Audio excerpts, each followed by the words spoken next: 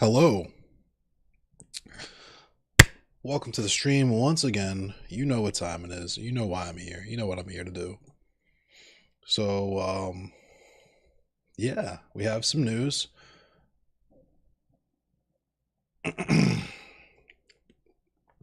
Wait till a few people trickle in here.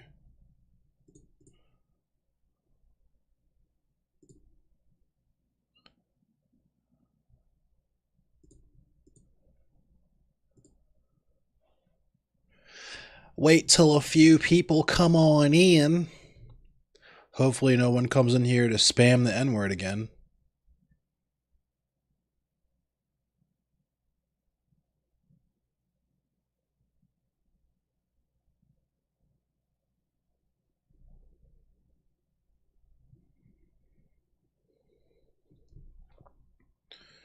All right.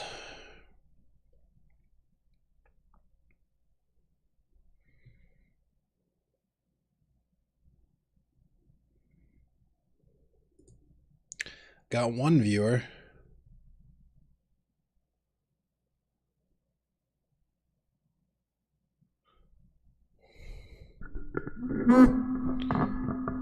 Sorry about the mic adjustment there.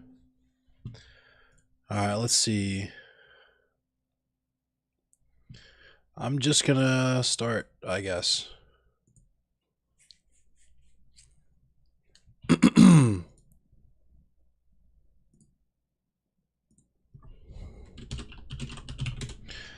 Okay.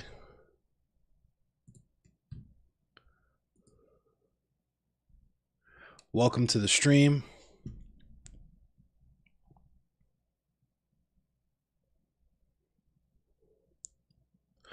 Willkommen.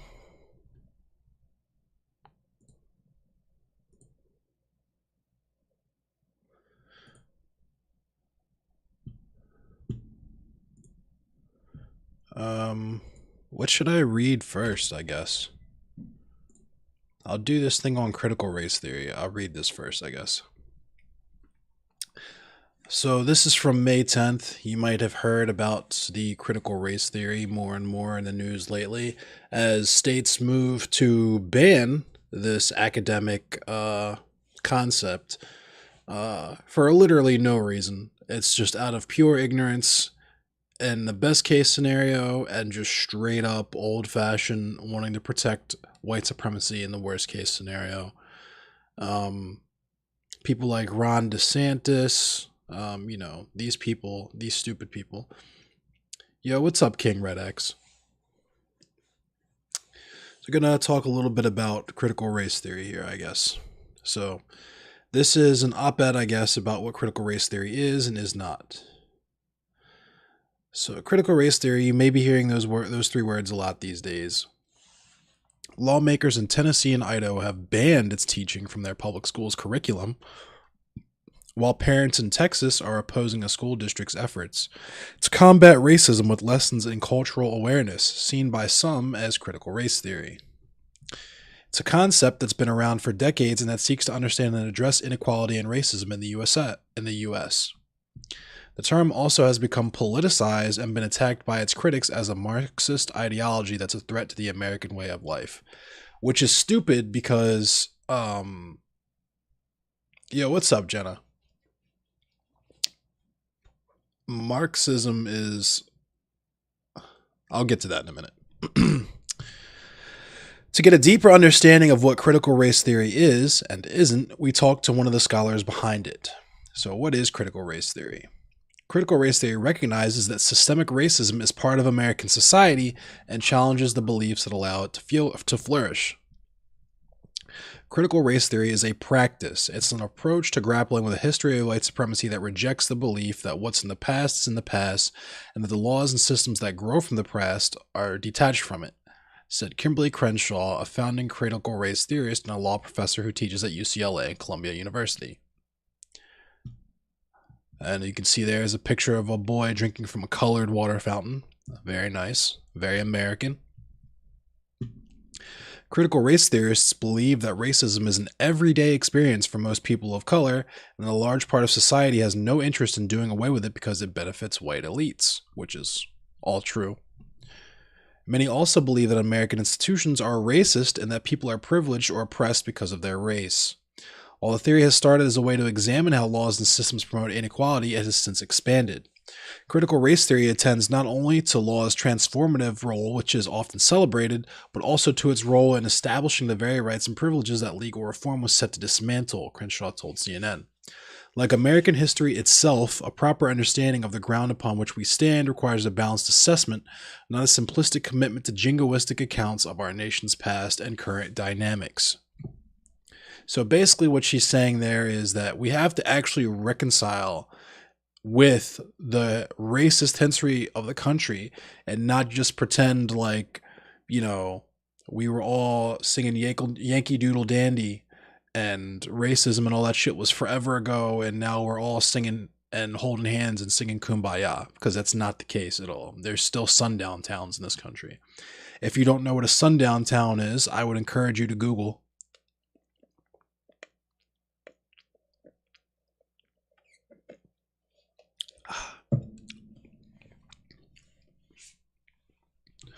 So who came up with the idea? Excuse me. Crenshaw is one of its founding scholars and hosted a workshop on the critical race theory movement in 1989. So that was the year I was born. So critical race theory is older than I am.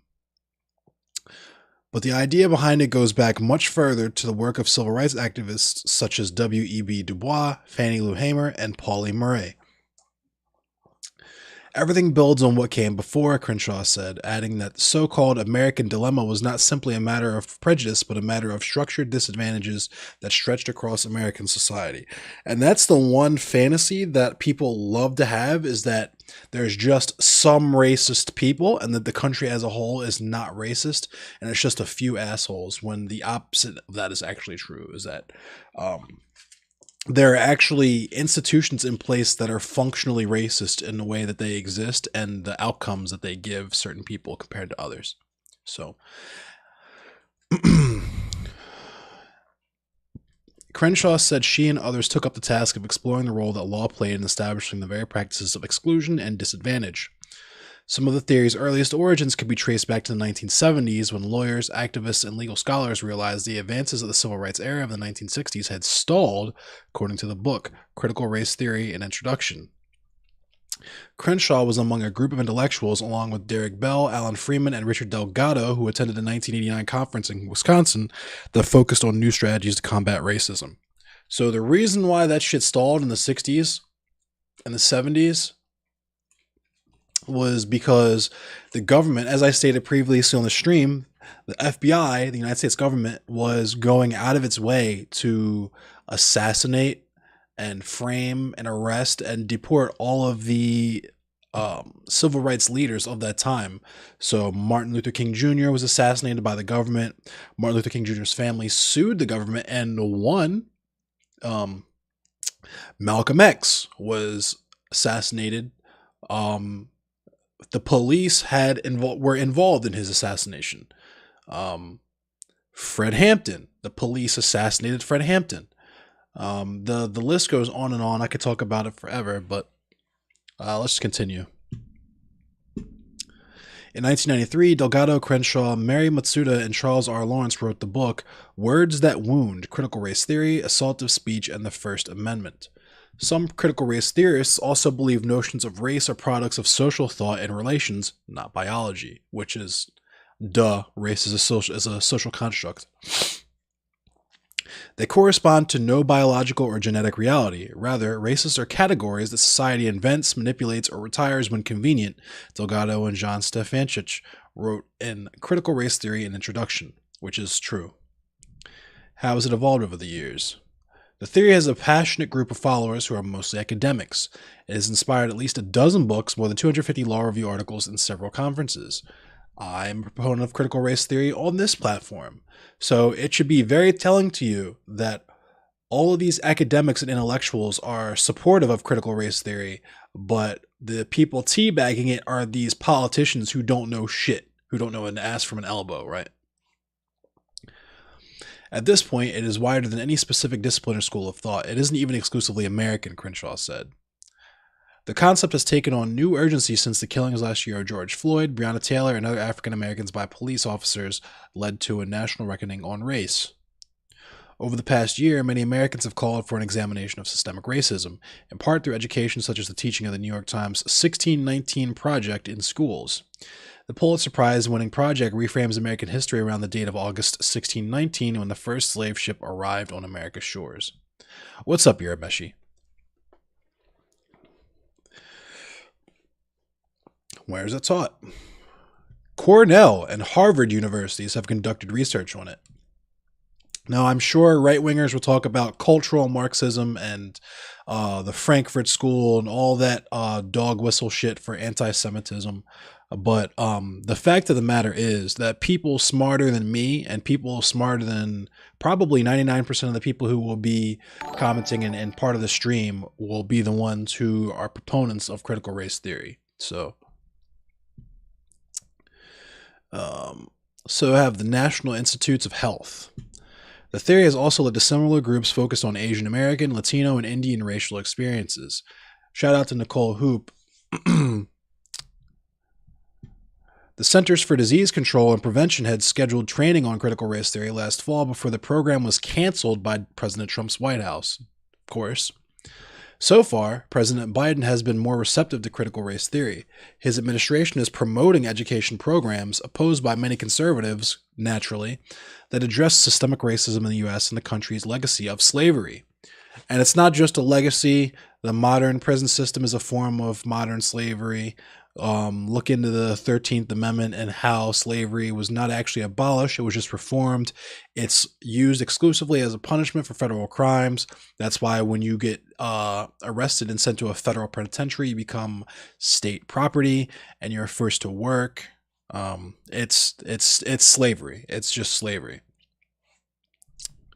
Why is there so much resistance to it? Because people are racist is the short answer, but critics have slammed the theory with conservatives accusing it of poisoning discussions on racism. President Trump opposed the teaching of the 1619 Project in schools and banned federal agencies from conducting racial sensitivity training related to critical race theory. His administration called it divisive anti-American propaganda, which is, I mean, to be fair, it's not entirely a lie to say that, because racism is as American as baseball and apple pie. The Ku Klux Klan is as American as baseball and apple pie. A representative in Tennessee last week was trying to argue against critical race theory and went on to try to justify the 3/5 compromise. It was gross. Oh, I'm sure. Yeah, that doesn't surprise me at all, Gal, my pal. Welcome to the stream, by the way. I haven't seen your name before. I appreciate you coming through and chiming in. Students in our universities are inundated with critical race theory. This is a Marxist doctrine holding that America is a wicked and racist nation, that even young children are complicit in oppression, and that our entire society must be radically transformed, Trump said. Critical race theory is being forced into our children's schools, it's being imposed into workplace trainings, and it's being deployed to rip apart friends, neighbors, and families. So that's what the real injustice is, right? The real racism is convincing white kids that they're racist when they just want to play with their black friends, right? Thank you for the follow. Yeah, thank you. I appreciate you, Gal, my pal. Algol, my pal. I don't know. Sorry. Tennessee State Senator Brian Kelsey, a Republican, argued last week on Twitter that critical race theory is harmful to students because it teaches that American democracy is a lie.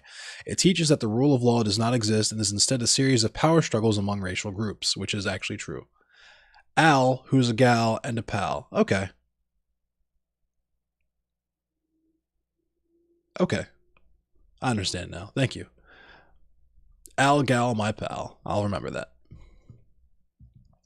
But Crenshaw notes that merely acknowledging the nation's history of racism has long been vilified as unpatriotic and anti-American. It bears acknowledging that we've been here before. For his nonviolent agitation for civil rights, MLK was targeted by the FBI as the most dangerous man in America, she said, and that's true. The civil rights and black freedom movements were targeted, surveilled, and disrupted by the FBI. Black Lives Matter has been framed by some in law enforcement as a terrorist organization, so racial justice work has always had an uneasy relationship with the federal government. So there's that. That's cool. On that note, we have some Andrew Brown Jr. stuff. Andrew Brown Jr.'s lawyers say new video shows deadly shooting was an ambush. More body camera video from North Carolina deputies who fatally shot Andrew Brown Jr. last month show that he was ambushed in a massacre and is evidence that merits criminal charges against the deputies, attorneys for Brown's family said Tuesday. The family and the attorneys said they watched 6 videos that total about 20 minutes, including dashboard video without audio and video from deputies' body cameras Tuesday at the Pasquotank County Sheriff's Office. You should be outraged that in 2021, that a man be killed, gunned down by a firing squad, said Harry Daniels, a Brown family attorney. I'll be damned just because they wear a shield, a badge that the killer should still walk free.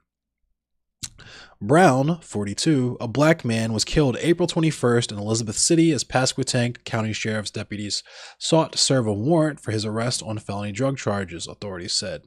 A search warrant affidavit accused Brown of selling cocaine, crack, meth, and heroin. And here we already have propaganda because the distinction between cocaine and crack is utterly meaningless, but after seeing the video Tuesday, Brown's oldest son, Khalil Farabee, said his father wasn't in the wrong at all. What's in the dark gonna come to light. He's going to get his justice because it wasn't even right, Farabee said. The district attorney has said officers fired only after Brown struck deputies twice with his vehicle, but his family's attorneys say the video is at odds with how law officials have framed the shooting. Naturally. Chance Lynch, an attorney for the family, said the video shows that deputies fired at Brown, prompting him to move his vehicle away from them. After the shooting, Brown's vehicle was riddled with bullet holes, Lynch said. We counted approximately 6, if not more, bullet holes in the side of his car, and we were able to see a number of shots, approximately 6 at least, in the back windshield. At no point, let me be very clear, at no point did we see Mr. Brown pose a threat to the law enforcement officers that were there, Lynch said. Brown, who appeared to be on a cell phone when deputies approached him in his vehicle, was ambushed, Lynch said, adding that body camera video of the aftermath of the shooting shows that deputies found no weapons on Brown. Right on, King Red X. I'll be here when you get back. You could see that he was not a threat. There was a shot fired. When the shot was fired, he put the car in reverse, putting several feet, if not yards, away from the police who were there. He turned his wheel to the left to turn it away from the law enforcement officers, he said. At no point did we ever see any police officers behind his vehicle. At no point did we ever see Mr. Brown make contact with law enforcement. Brown then began to accelerate across his yard when officers again began to shoot at the vehicle, Lynch said. The vehicle went down a ditch and crashed into a tree, he said. Deputies pulled Brown from the vehicle and laid him face first on the ground. In court last month, District Attorney Andrew Womble said deputies were prompted to fire because Brown made contact with them both behind and in front of the vehicle, which we know now is not true. As it backs up, it does make contact with law enforcement officers, Womble said at the hearing. At this point, the car is stationary. There is no movement and officers are positioned around the car. The next movement of the car is forward. It is in the direction of law enforcement and makes contact with law enforcement. It is then and only then that you hear shots. Which is, even if that's true, that's fucking crazy because it's a car. The car was completely stopped. You could just as easily move out of the way of the vehicle. Like, I would understand maybe if they were in like an alley or something and the car was coming directly at them at like fucking like 65 miles per hour. But if there's a car at a complete fucking stop and you're in front of it, even if you're directly in front of it or behind it, even if the person in the car like straight up smashes that gas and puts the pedal to the metal, you can move out of the way of that car before it moves fast enough to hit you with any reasonable amount of force. And yeah, exactly, Algal, my pal. Even then, you could just shoot out the tires. Like, you have to completely fucking Swiss cheese up the driver's side of the vehicle because you were scared that the car might hit you moving from a complete stop. It's ridiculous. Brown's shooting has drawn national attention to the small, majority black city in the rural northeastern corner of North Carolina, and many residents, as well as nationally prominent civil rights leaders and lawyers, have demanded the full release of the video over concerns that the shooting was unjustified and that Brown was executed. On April 26, Brown's family said they were shown 20 seconds of deputies' body cam video, which appeared to show Brown with his hands on the steering wheel before he was killed. Brown's family has said that even in the 20-second video, it was clear that he was not a threat to law enforcement. Superior Court Judge Jeff Foster ruled last month that video from 4 deputies' body cameras would not be released to the public yet, but he said Brown's relatives and their attorney would be able to view it within 10 days. It took him until Thursday to issue a written ruling, which said the 10-day time period began then. Foster ordered Pasquotank County Sheriff Tommy Wooten to blur faces or name tags of deputies involved before showing video to Brown's family, of course. The ruling limited Brown's family to viewing less than 20 minutes of video. Wooten said in a video statement Tuesday that it was his hope that we would be able to release the video publicly so everyone could see for themselves what happened. We respect the court's decision and took an oath to abide by North Carolina law, he said. Of course. Fucking coward hiding behind the law. Thank you for the like, Jesus. Chief Deputy Daniel Fogg said the sheriff's office will continue to be as transparent as the law allows as we await results from the independent investigation. The FBI said last month that it would open a federal civil rights investigation, which is absolutely meaningless. The people who assassinated Martin Luther King Jr. are going to open up a civil rights investigation. You can hear how comforted I am by my voice. In many states, law enforcement video, such as body or dash cam video, is considered a public record, creating a defined, simple path for it to be released publicly. But North Carolina requires a judge's order to allow the release of such video. Brown's family commissioned a forensic pathologist, Dr. Brent Hall, who found that Brown was shot 4 times in the right arm and once squarely in the back of the head. Jesus Christ. The shot to the head was fired from intermediate range and penetrated Brown's skull and brain, said Hall, who was based in Boone, North Carolina. Another of the family's attorneys, Bakari Sellers, called for Womble to recuse himself because of the incestuous relationship between the district attorney and law enforcement. And just so I could go into that a little bit there, what he's talking about there is the fact that the DA's office is in the same building as the sheriff's office. They are all friends. They got to dinner and stuff. Like, they're friends. Like, they know each other. You didn't miss much, King Red X. I'm still on this. We are going to raise a lot of hell and a lot of noise about the fact that Womble wants to stay on this case, Sellers said. And if he chooses to stay on this case, we're going to ask him to make sure that he follows through with prosecuting the officers that murdered Andrew Brown. Womble did not immediately respond to inquiries for comment Tuesday night about calls to recuse himself. Late last month, Wooten, the sheriff, identified 10 deputies who converged on Brown's home to arrest him. 3 who fired shots will remain on administrative leave as the matter is investigated, he said. 4 other deputies have been put on leave, but they were returned to active duty. Wooten also identified 3 other deputies who were at the scene and have left the force. A spokesperson for the sheriff's office has said their resignations were unrelated to the shooting, of course. NBC News reported last month the sheriff's department policy says shooting at moving vehicles is rarely effective and should be only a last resort to avoid an imminent threat. Imagine that. Shots fired at or from a moving vehicle involve additional considerations and risks and are rarely effective, says the policy, which is dated April 9th and was uploaded to the county's website. So, all cops are bastards, Black Lives Matter, Black Trans Lives Matter, abolish the police, you know the vibes, you know how I feel about all this stuff. Just want to get you all up to speed. So, while we're on the topic of ethnic cleansing, let's talk about Israel. And while I am on the BBC News, this is from 9 hours ago, and which makes it kind of old in terms of being up to speed on what's happening in Israel and Gaza. But I want to point out the propaganda that occurs in what's called the mainstream media. Yes, total opposition, absolutely. So, if you don't know, Israel is an apartheid state occupying the land of the people from Palestine, the Palestinians. They're just straight up stealing land from those people, colonizing them. They're colonizing them.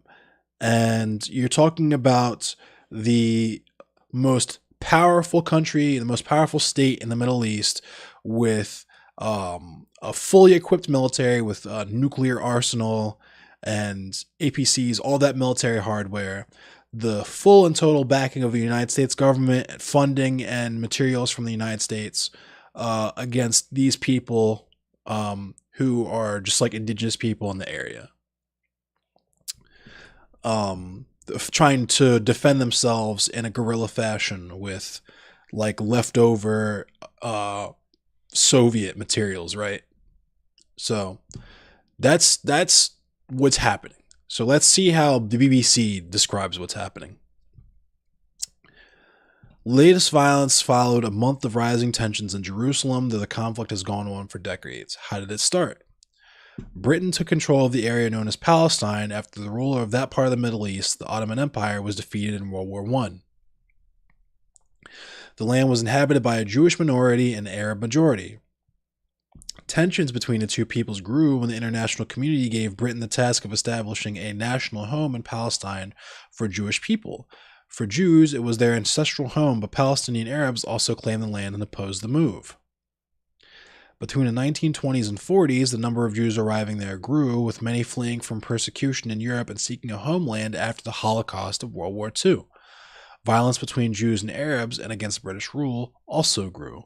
In 1947, the UN voted for Palestine to be split into separate Jewish and Arab states, with Jerusalem becoming an international city. That plan was accepted by Jewish leaders, but rejected by the Arab side and never implemented. In 1948, unable to solve the problem, British rulers left and Jewish leaders declared the creation of the State of Israel. Many Palestinians objected and a war followed. Troops from neighboring Arab countries invaded. Hundreds of thousands of Palestinians fled or were forced out of their homes in what they call al-Nakba, or the catastrophe. By the time the fighting ended in a ceasefire the following year, Israel controlled most of the territory. Jordan occupied land which became known as the West Bank, and Egypt occupied Gaza. Jerusalem was divided between Israeli forces in the west and Jordanian forces in the east. Because there was never a peace agreement, each side blamed the other. There were more wars and fighting in the decades which followed. So that's kind of that's Gaza there. This is Israel. That's Jerusalem. This is the West Bank. In another war in 1967, Israel occupied East Jerusalem and the West Bank, as well as most of the Syrian Golan Heights and Gaza and the Egyptian Sinai Peninsula. Most Palestinian refugees and their descendants live in Gaza and the West Bank, as well as in neighboring Jordan, Syria, and Lebanon.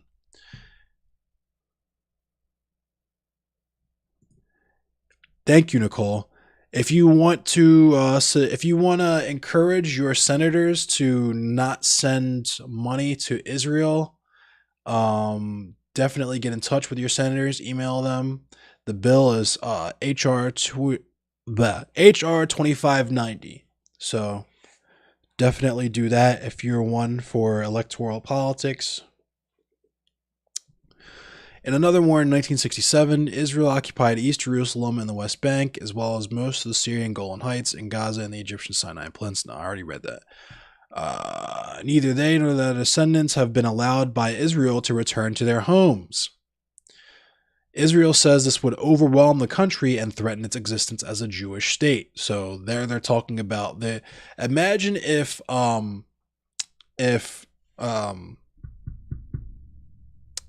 So imagine if America, like, if a bunch of people from like New Jersey fucking colonized a city in Texas, booted, or a city in Mexico, booted all of the indigenous people from Mexico out of the city. And then when they tried to come back, they said that letting all those people back in would endanger their status as a white American state. Like, that's pretty much what's happening right there. It's an apartheid state. Israel still occupies the West Bank, and although it pulled out of Gaza, the UN still regards that piece of land as part of occupied territory.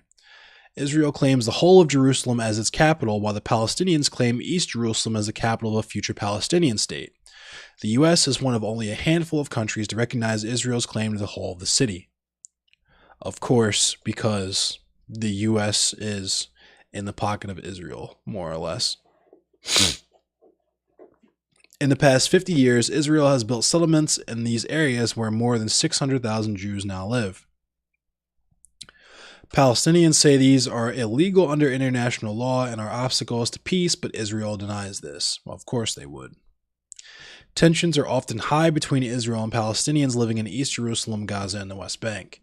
Gaza is ruled by a Palestinian militant group called Hamas, which has fought Israel many times. Israel and Egypt tightly control Gaza's borders to stop weapons getting to Hamas. Palestinians in Gaza and the West Bank say they're suffering because of Israeli actions and restrictions. Israel say it is only acting to protect itself from Palestinian violence. And once again, I must reiterate that Israel is a state with full military hardware, including a nuclear arsenal. They have the full backing of the United States. They're the most powerful state in the Middle East.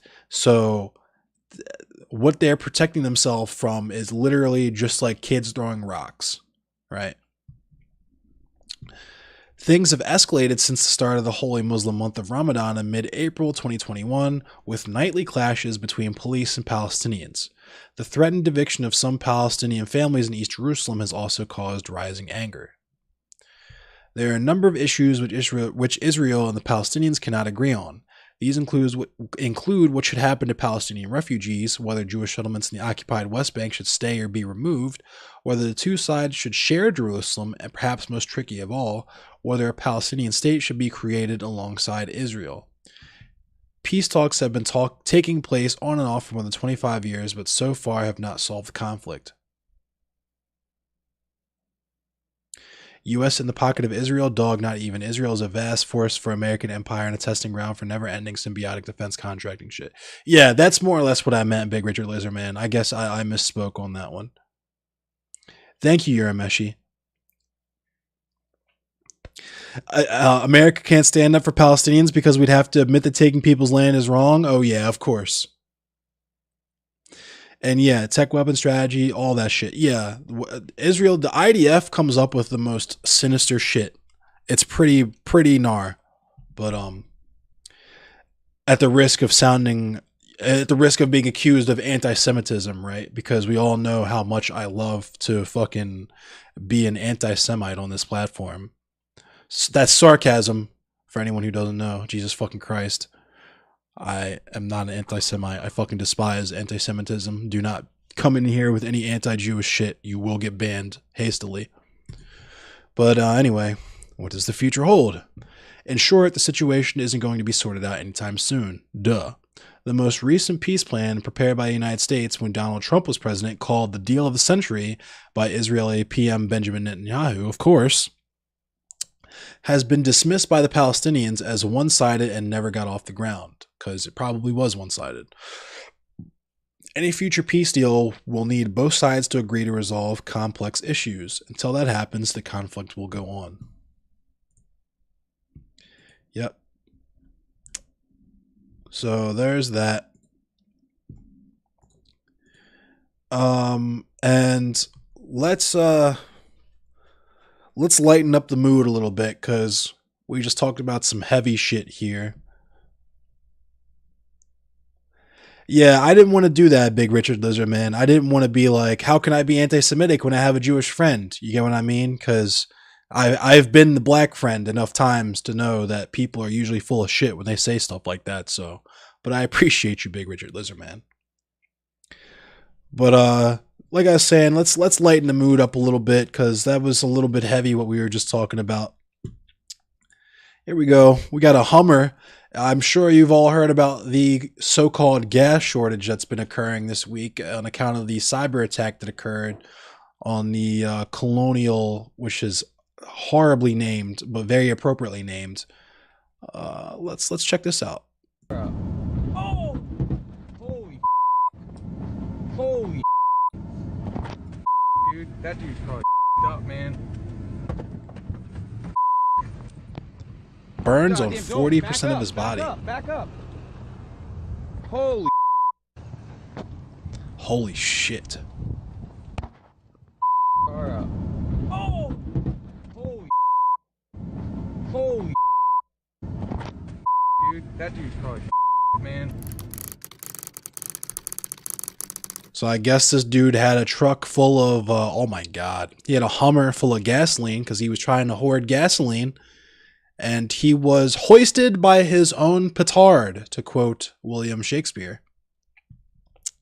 Wednesday morning, a car identified as a 2004 Hummer H2 went up in flames mere feet from a service station in Homosassa, Florida, according to the local newspaper, the Citrus County Chronicle.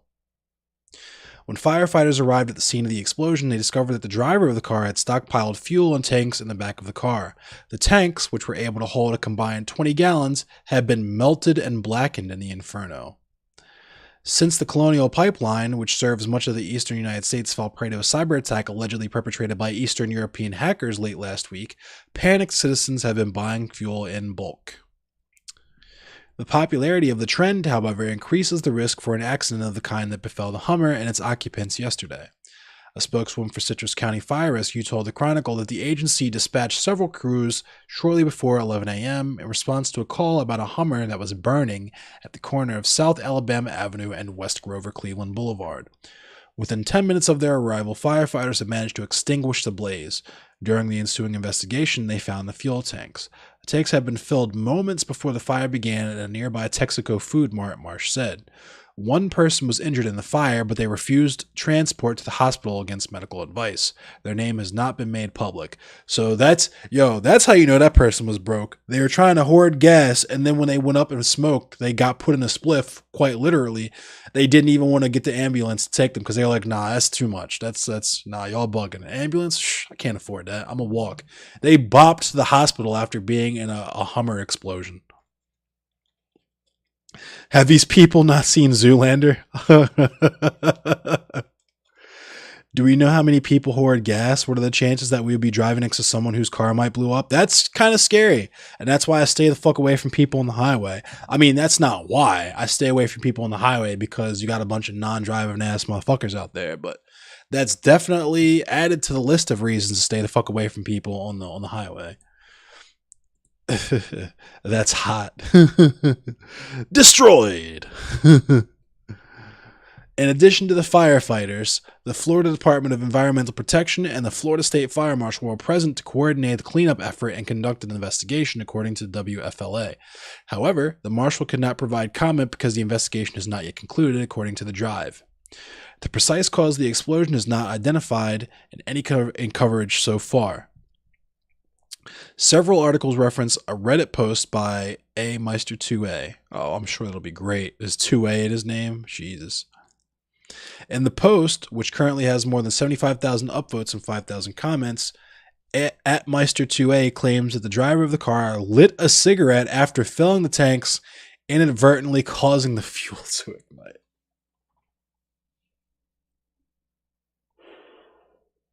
Oh my god.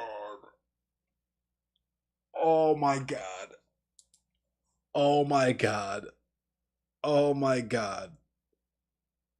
I have nothing cute to even say to that. I'm so floored by this. My man's like, hey, you smell gas in here? Oh, whatever. Started lighting up his fug. What? Oh my god, dude. Oh my god, dude. Hey, let's moment of silence for this guy.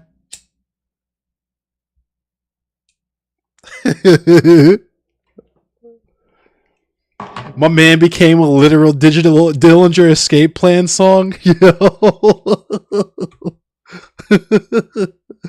My man almost became the Darwin champ of 2021. My man had 5 gas cans in the trunk and lit a fug. Holy shit, dude. My man lit a fug. The literal Zoolander. The literal Zoolander. Oh my goodness. Colonial Pipeline temporarily suspended service on Friday as a precautionary measure. In the meantime, several southeastern states have suffered severe fuel shortages. The company resumed operations on Wednesday evening, though it may take some time before order is completely restored. Fucking amazing. And we can laugh because nobody died.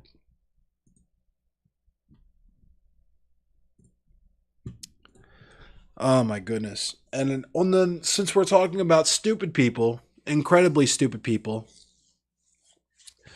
let's check out the newest update from the CDC about mask wearing, because I'm sure this is going to turn out swimmingly. So the CDC is saying essentially that if you are vaccinated, you don't have to wear a mask in public.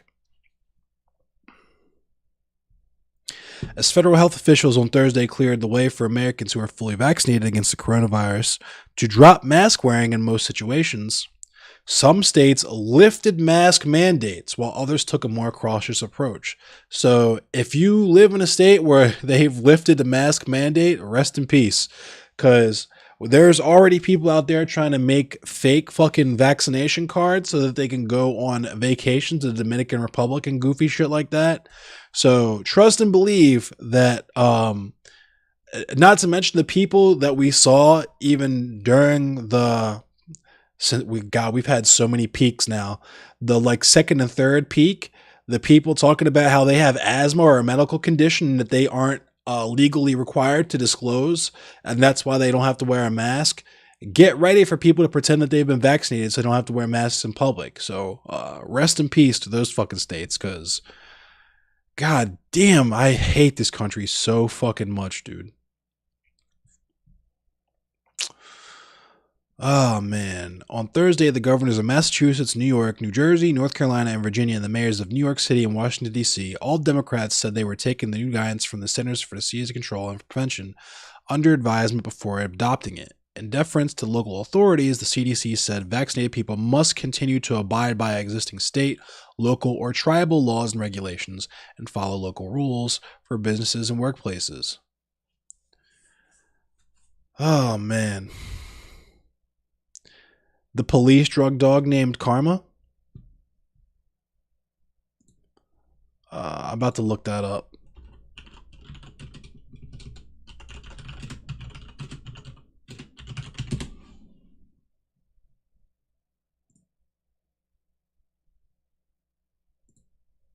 Ah, okay. I'm not familiar with this particular individual story, but I do know that police dogs, like drug dogs, they don't respond to the smell of drugs. They respond to the police officer. So if the police officer taps on your car, the dog will bark or give a signal. Like just that's how that works. It's not that the dog is found drugs and is now alerting the police officer to the fact that it has found drugs. It is literally the police officer telling the dog, okay, go ahead and bark so that I have probable cause to search this vehicle. That's how that works. But let's take a look at this. The police dog who cried drugs at every traffic stop. Cops laugh about probable cause on four legs, but the damage to innocent lives is real. Don't blame Karma. The police dog simply followed his training when he helped the local agencies impound vehicles that sometimes belonged to innocent motorists in Republic, Washington, an old mining town near the Canadian border. As a drug detection dog, Karma kept his nose down and treated every suspect the same. Public records show that from the time he arrived in Republic in January 2018 until his handler took a leave of absence to campaign for public office in 2020, which is fucking terrifying, Karma gave an alert indicating the presence of drugs 100% of the time during roadside sniffs outside vehicles, whether the drivers had drugs or not. So that's fun. I cannot stress enough to you how much all cops are bastards, whether they have two legs or four. But it's not the dog's fault. You know what I mean? The dog is not going to put you in jail and turn you into a slave for the rest of your life. So I guess the dog can be reformed. But all right, here's the last piece of news. I'm gonna play some Mortal Kombat.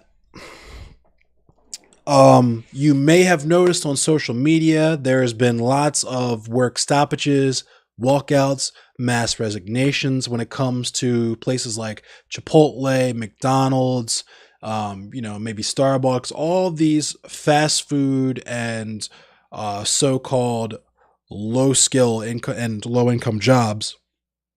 Excuse me. Right now, you might be witnessing, or rather not witnessing, because there's no news coverage of it, because the revolution will not be televised. But one of the largest labor movements in American history might be taking place right now. Um, on that note, McDonald's is going on strike May 17th. If you are a person who still eats McDonald's, I do. I have McDonald's cup right here. This is my chalice for the night.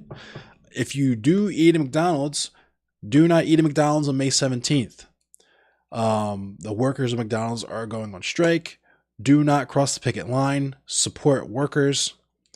And on that note, I would like to talk to you about wage theft. So this is an old piece here, but it's apropos. Employers steal billions from workers' paychecks each year. Survey data show millions of workers are paid less than the minimum wage at significant cost to taxpayers and state economies. So even if you don't give a fuck about the people who work these jobs, even if you think that, okay, teenagers and like stupid people or whatever deserve these shitty jobs because they like don't try hard enough to pull themselves up by their bootstraps or whatever, that bites you in the ass because you have to pay the taxes that go to those people's welfare benefits and the like. And you could do one of two things. You could demand that these jobs pay a living wage, or you could complain about welfare queens or whatever and just be a complete and total piece of shit. 16th or 19th. I don't know. I'm just going to stop fucking with McDonald's for a while. Try the 17th or the 19th. I thought it was the 17th, but it might be the 19th. I'm fucking stupid. So, May 19th, don't eat at McDonald's, and May 17th, don't eat at McDonald's. Just make the entire week of next week a McDonald's free week.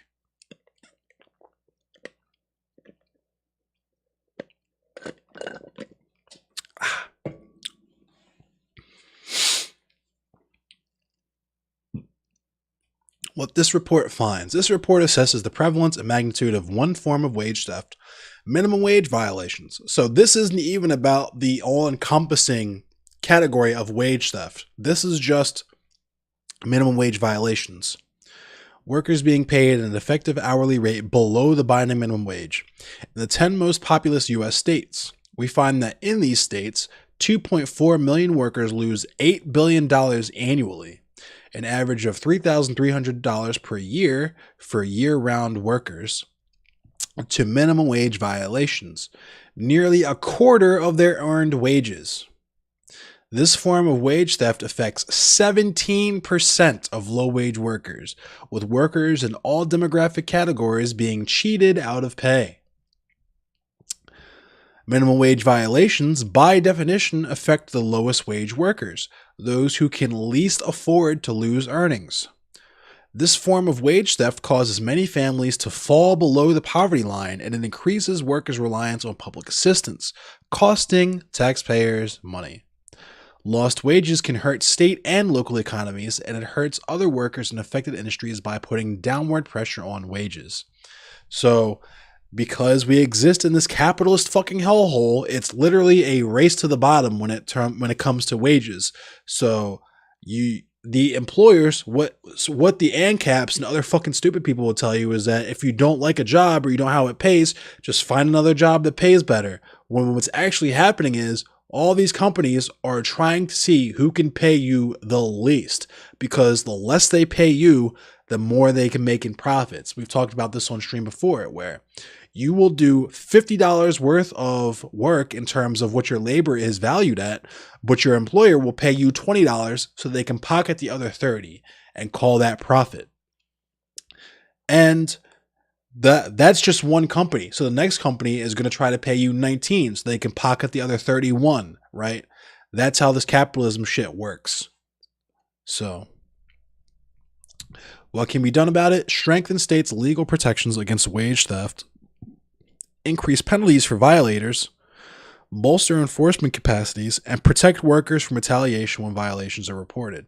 Because that's the other thing about this shit is that when you, even if you discover that you are having your wages stolen from you and you can prove it in court, this, that, and the third, just like I said, you have to go to court and prove this shit. And if you do this, you will be fired. Make no mistake about it. If you even mention to your employer, hey, I'm kind of upset with the fact that you guys are committing wage theft against me, you're probably going to get fired.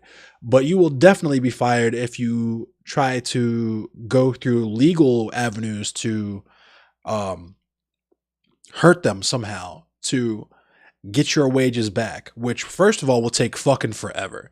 Months, maybe even years to get the pay that you are owed, because the thing is, these giant ass companies have the money and the time to wait for those long periods of time, whereas you're fucked. You know what I mean? If you got to pay your rent in 2 weeks, or your light bill is coming up, whatever, you can't wait months and years to get a settlement check or whatever it is, you know? So that's how that works. And that's also assuming that that employer will not contact every other company in the area to let them know not to hire you, because you have the nerve to demand to be paid what the fuck you're owed, right? That's this lovely capitalism shit. So that's all the news I got for today. I appreciate everyone hanging out and contributing to the discussion. I'm now going to play some Mortal Kombat and cuss. The stream now has 5% more cussing. I know that I said I was going to try to curtail my cussing before, but then I started working at a warehouse, and cussing is now my primary language. So, fuck you. If you don't like the language that I use, then you could perhaps try to eat a dick, because I don't care.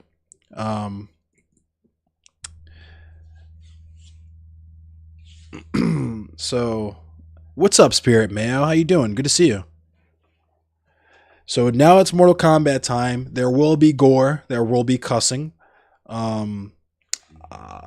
Someone will probably call me the N-word at some point.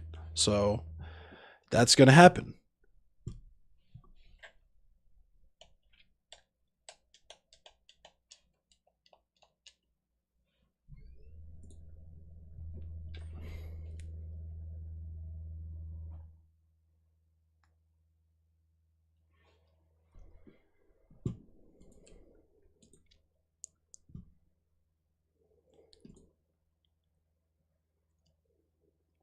Someone told me something I should talk about.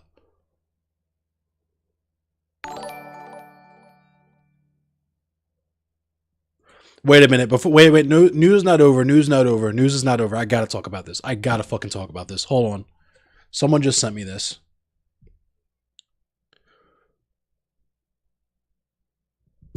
Hang on. This is about the move bombing. So here we go. This is fresh. This is from today. Mayor Jim Kenney announces resignation of Health Commissioner Dr. Thomas Farley. Reporters, please hold questions for the city's 5 p.m. press briefing. Details below. Statement from Mayor Jim Kenney. Earlier this week, I learned of a very disturbing incident involving the Philadelphia Department of Public Health that occurred during the first term of our administration. Health Commissioner Dr. Thomas Farley disclosed that several years ago he learned of remains found by the medical examiner's office that belonged to victims of the 1985 MOVE bombing. Instead of fully identifying those remains and returning them to the family, he made a decision to cremate and dispose of them. This action lacked empathy for the victims, their family, and the deep pain that the MOVE bombing has brought to our city for nearly 4 decades. As a result, I have asked Dr. Farley to resign effective immediately. Additionally, my administration has placed medical examiner Dr. Sam Galino on administrative leave pending a full investigation.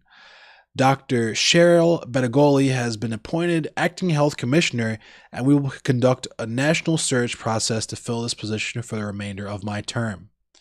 So basically, the fucking ME during the move bombing decided to just cremate and dispose of those poor people's remains instead of actually contacting their family to give them a proper burial.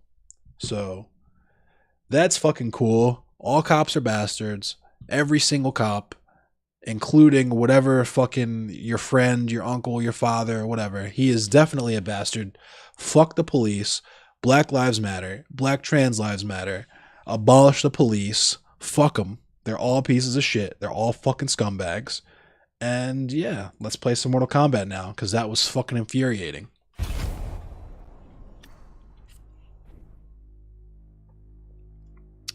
Yeah, I do work at a warehouse. It's pretty rough. It's pretty fucking rough. ACAB, ACAB, ACAB, ACAB.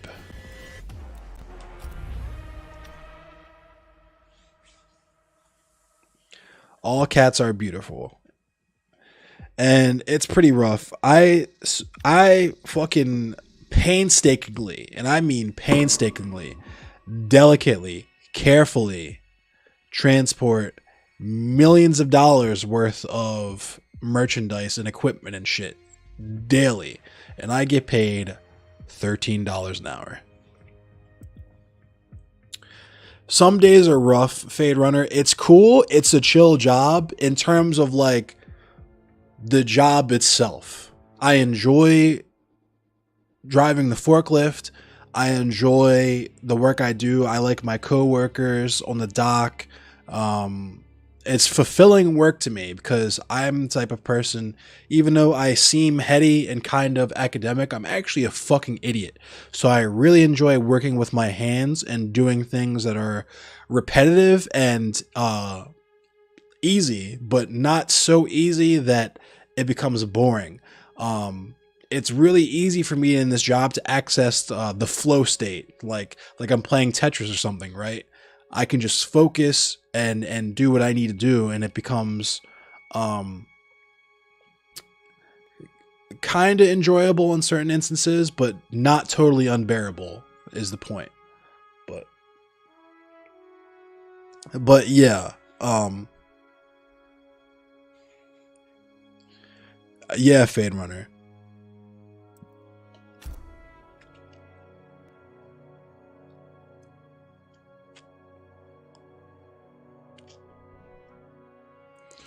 But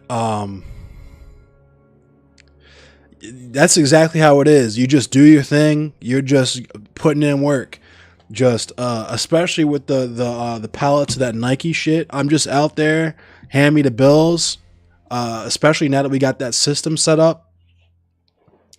You just hand me the bills. I go out there, boom, do my thing, and I'm just in the zone. But like I said, between like Nike shit and airplane parts and fucking like military personal belongings and medical equipment and stuff, I personally touch like thousands, if not millions of dollars worth of shit in a day or in a week. And like I said, I get paid $13 an hour. Jax. Because that's how capitalism works. You do $50 worth of work and your employer pays you $20 so they can pocket the other $30. You bet I have some bad coworkers? Nah, for the most part, I enjoy my coworkers. I all, like, individually as people, they all seem pretty cool. It's just that the position that we're in because of capitalism and, you know, people getting paid more than other people and people in positions of power over others and stuff, it's what makes shit weird. Like, one of the first things they told me day one was not to discuss my pay with anyone else that I worked there with. So that immediately told me, I was like, oh, okay, there's motherfuckers getting underpaid in here. Bet. Round one, fight. Either I'm getting underpaid or somebody else in here is getting underpaid.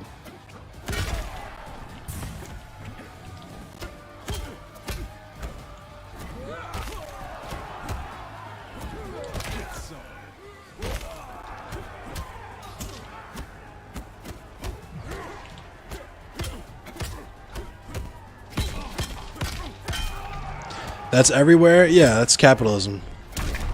And we could be complacent about it and just be like, that's just the way it is, or we could organize and do something about it, you know what I mean? But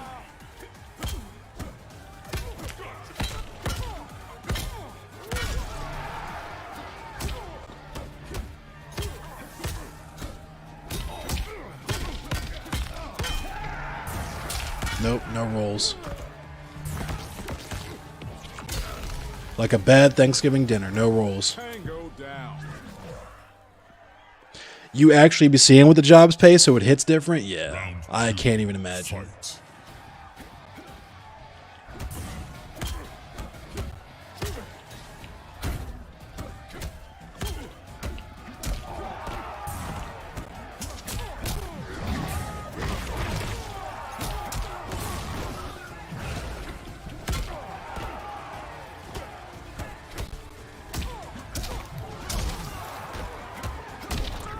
Why did I duck?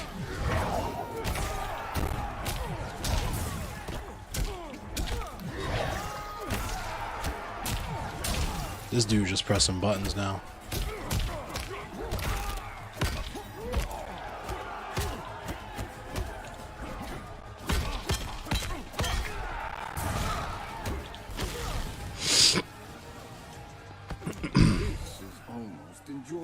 Bad coworkers can ruin your job experience is very true.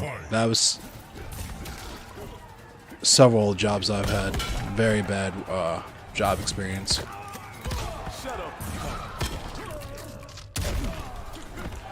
Oh, I can't believe I dropped that.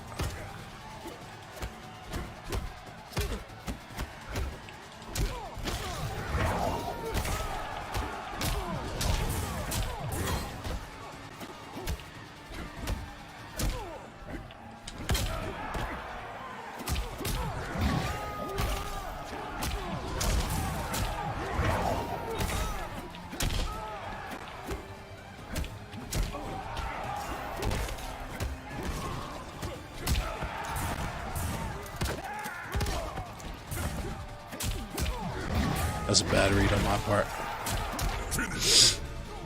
That's why you work for yourself now, Lucky SOB? Yeah, I wish I could work for myself. Hopefully this platform pops off and I can make money just doing this. Wins.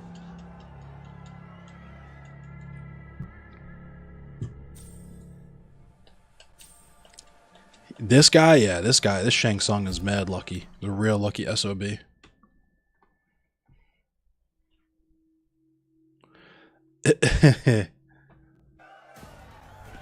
Round one. Fight.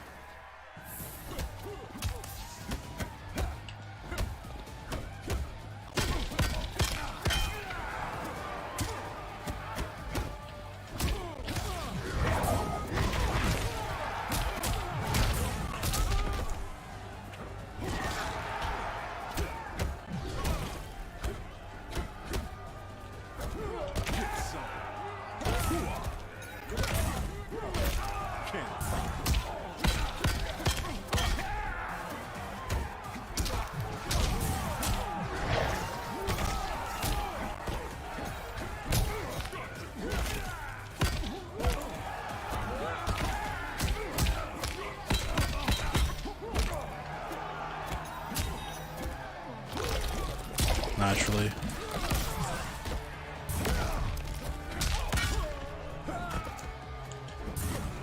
You're brown.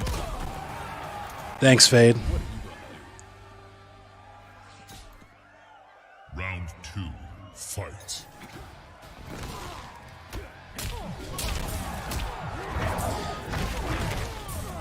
Mobile car detailing? Yeah, I wouldn't be able to make enough money doing that.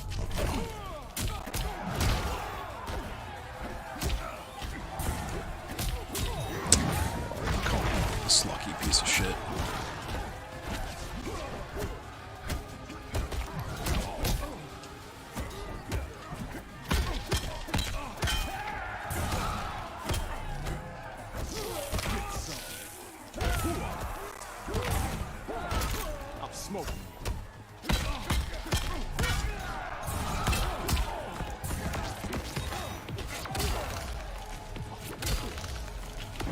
Nope, good game.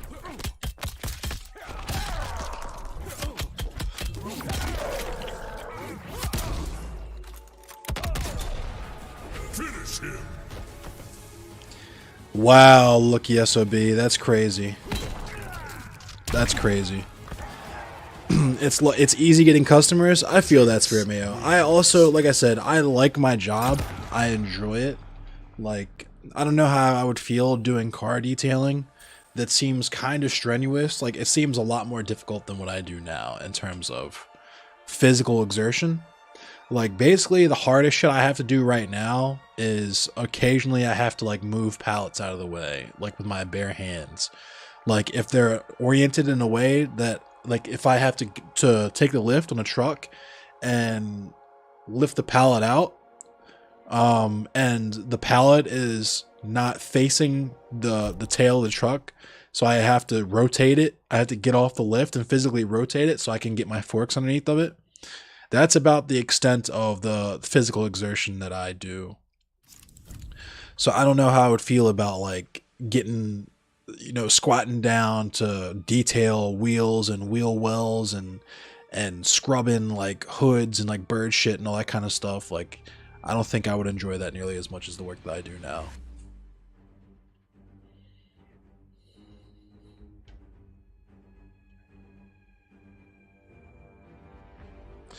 That's so fucking crazy, Lucky SOB. And that's the kind of shit that's the type of shit that makes you want to go on strike or fucking organize with your coworkers, but it's difficult shit to pull off. When I was at I worked at a hotel at my last job last year, and I really wanted to try, because I worked at the front desk, and I saw how shitty the housekeeping staff was being treated because people either didn't want to come back because of COVID, or they couldn't come back because they were furloughed or whatever. So all that extra responsibility landed on, like, 2 housekeepers that I'm sure didn't get raises, even though they had to absorb the workload of, like, 3 other people. You know what I mean? And it was just not a good situation for them. The job that I had before that, I was driving for Uber and Lyft before that, but when I was working at this ice cream shop called Lucky's, the fucking owner decided that she wanted us to sell coffee and become full-on baristas instead of just basic cashiers.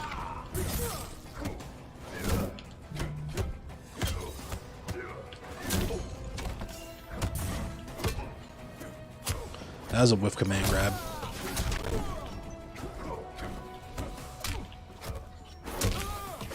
Just a scratch.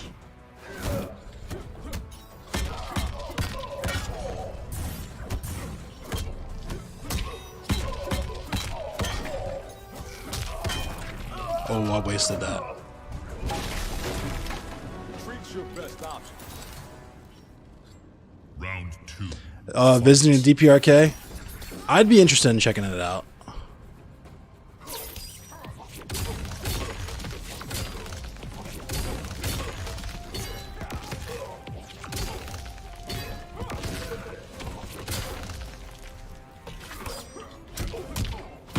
This dude's mad. I know he's mad.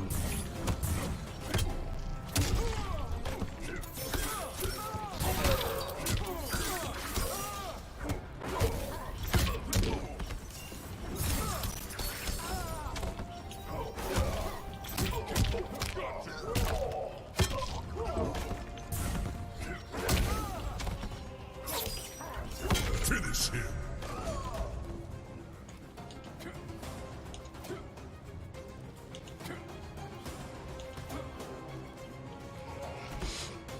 I tried to friendship him, but Jax. I want to visit Cuba. I want to visit the DPRK. I want to visit Russia. Like, I want to visit all of the... Like, I really want to visit Vietnam, too. I heard Vietnam's pretty cool. Yeah, I want to visit all those places.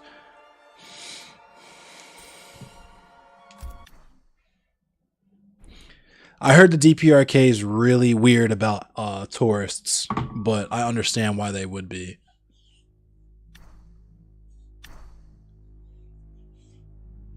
I really try not to shill for any, like, foreign states, especially because, like I say repeatedly, I'm a fucking idiot, so I don't know really a whole lot about world politics and stuff. But yeah, I at least definitely want to check those places out, just to, you know, bucket list sort of thing. Shiva.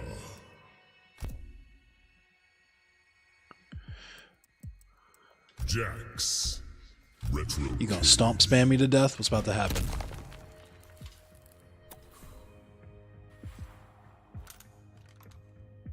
That's crazy, lucky SOB.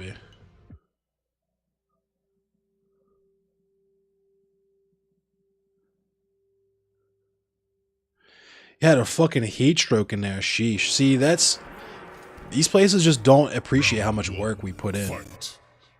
as working class people.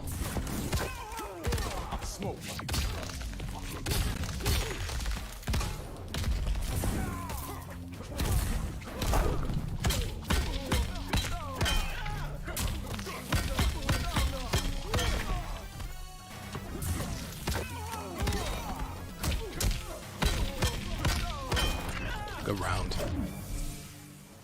Time's up, punk. Clocking in on loose leaf paper. Sheesh. 2. Fight.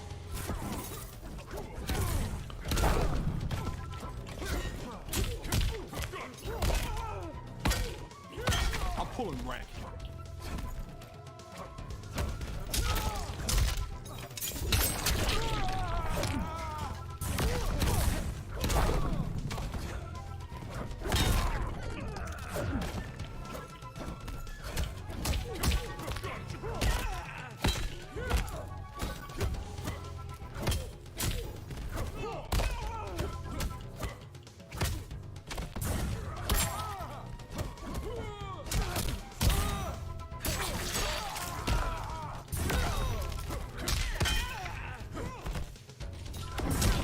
Oh, of course. Brainless. Owed you hella OT? Oh, I'm sure. Yeah, I started... Yeah. I am the dragon. I just talked about wage theft on here, actually. Fight.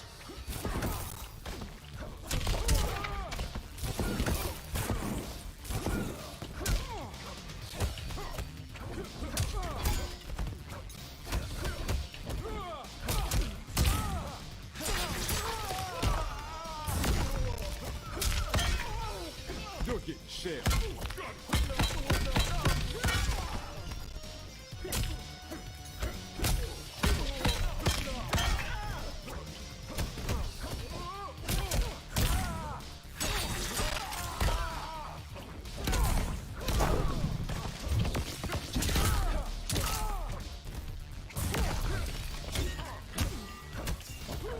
Come on. Finish him.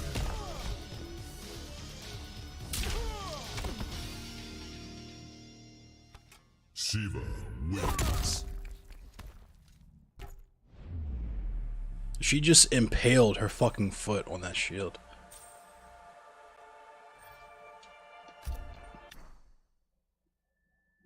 Oh, yeah, there's plenty of Western propaganda out there about Cuba, the DPRK, and Russia and South Korea and stuff. That's the whole point of the news, is manufacturing consent. Noam Chomsky told us about this.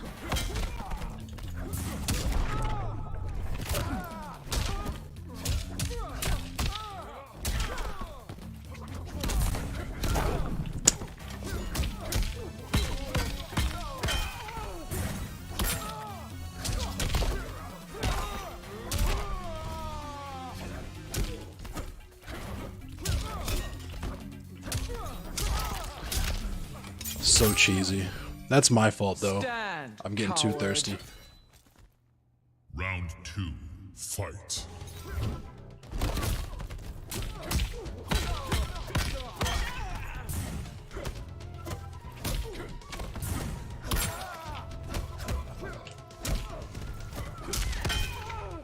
I'm pulling rank.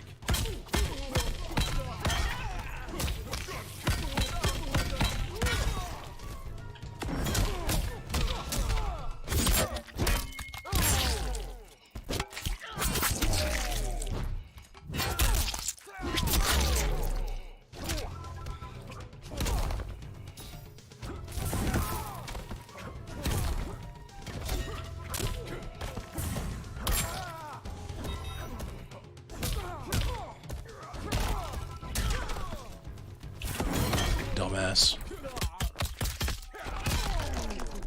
It's all good, King Red X.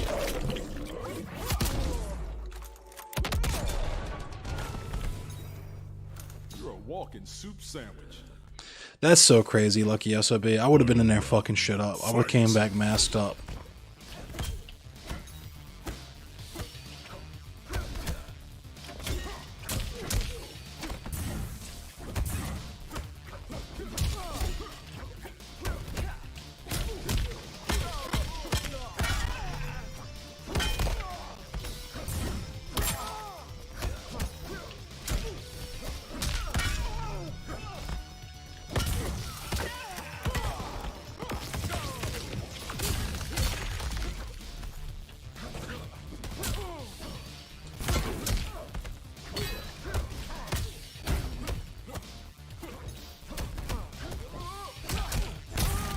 I wonder what happens if you rip Shiva's legs off, or arms off.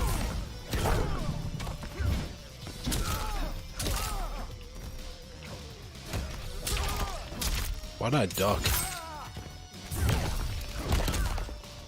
Finish him. Oh, what? That was so stupid. Shiva wins.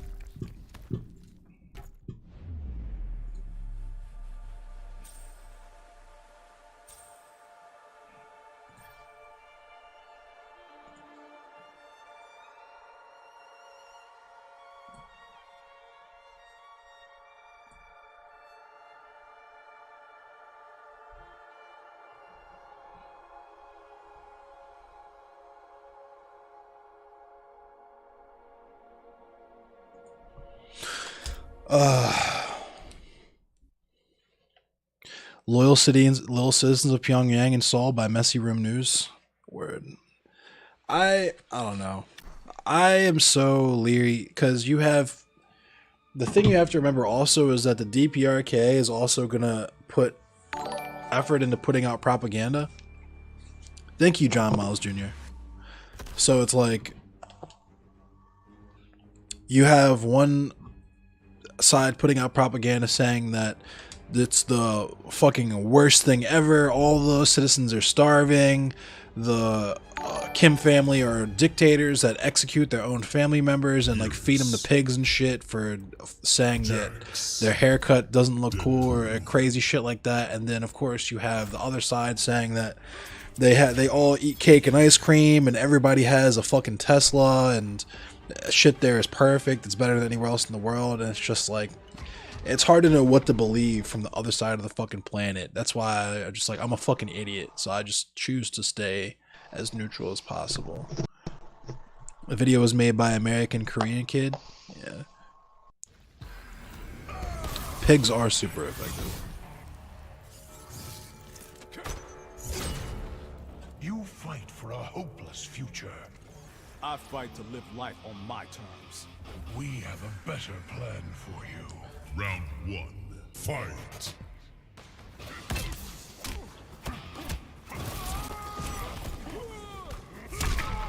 Yeah, 50-50.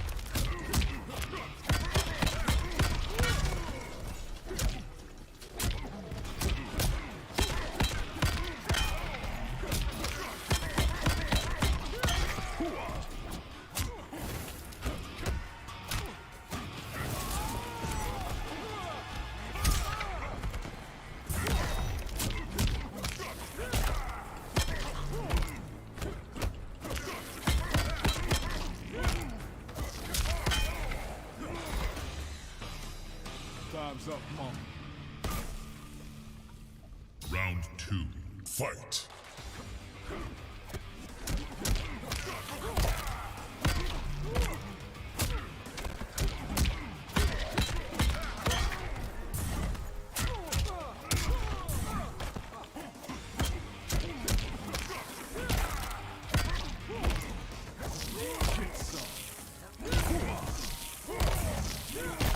You're getting shared.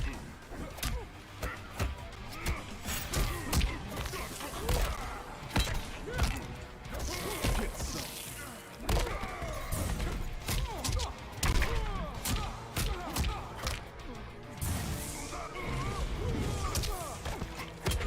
Finish him. Let me just down one mesh until I can win the round. Jax wins.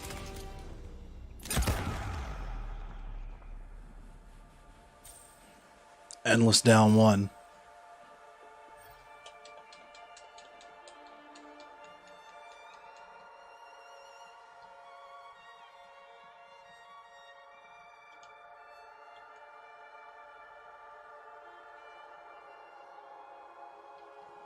Down one, super effective. Had him thinking hard.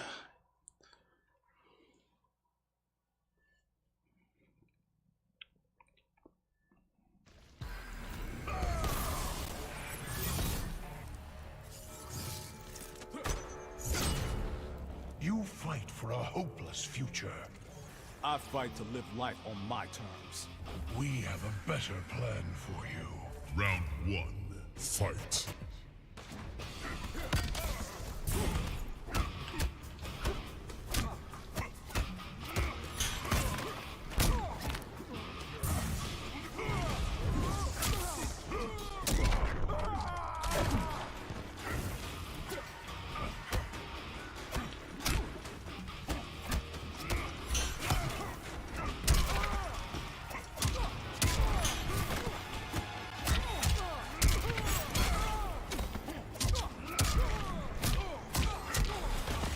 Damn. Waste my time.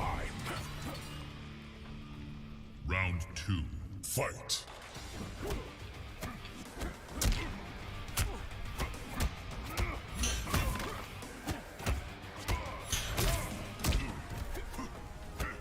That was a whiff command grab.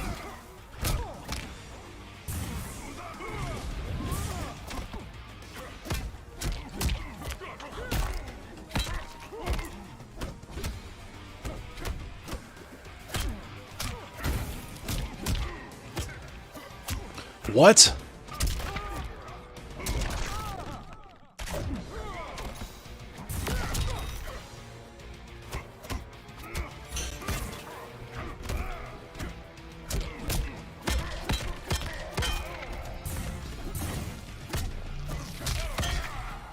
You're getting shelled.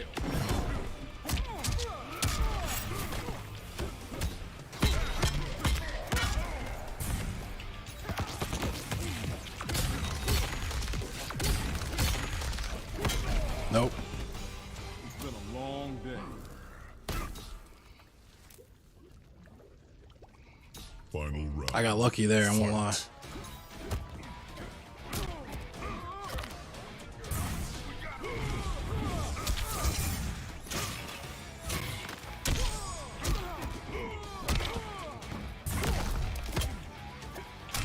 Whiff command grab. Out of time.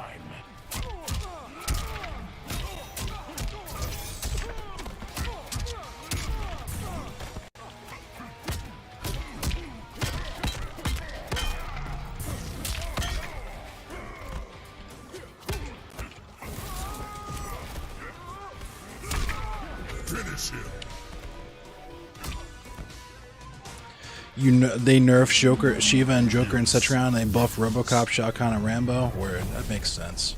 I don't know why they would buff Rambo. He already seemed pretty good, but I'll see what he's got.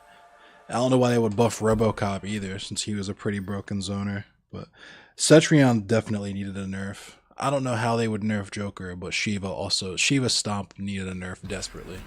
I don't know how they would nerf it, but Fight.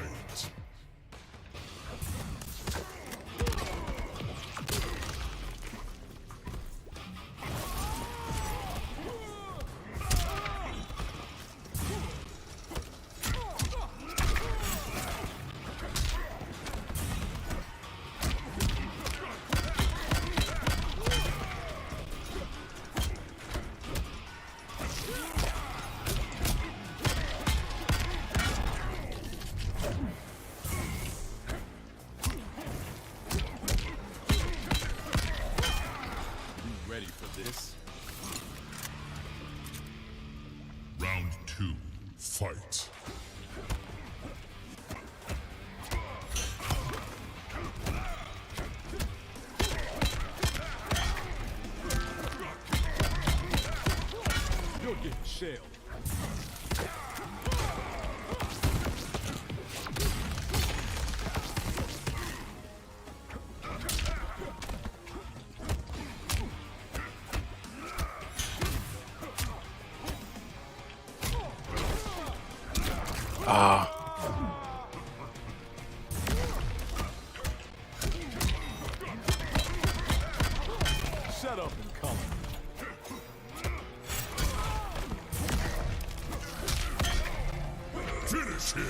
Mercy, mercy, mercy, mercy, mercy, mercy, mercy. Mercy.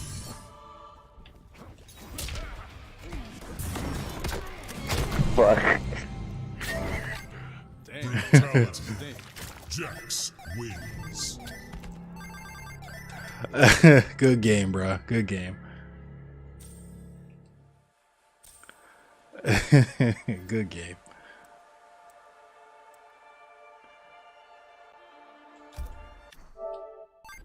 You said fuck.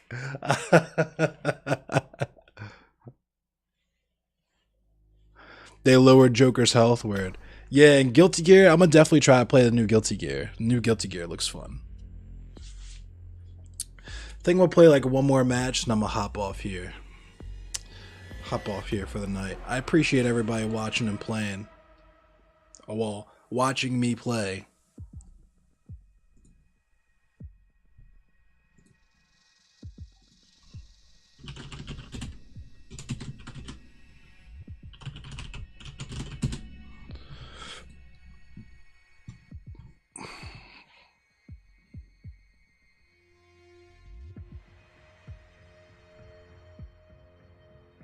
Passport. Yeah, USA passport, that makes sense. What if I, like, I don't know. I'm not fighting that kid. He's yellow bar on Wi-Fi. Fuck out of here. I'm wondering if, like, if there's, like, socialist credentials that I can present. Like, yo, I'm Anarchada. Yo, I'm a fucking Maoist. Like, I'm trying to come through. I'm not on any fuck shit. I'm not on any weirdo spy shit. I'm not on any fucking weirdo fucking right-wing tourist shit. Like, I fuck with the movement. I'm trying to come through Juche all day. Like, I wonder if I can just do that and visit DPRK. You know what I mean?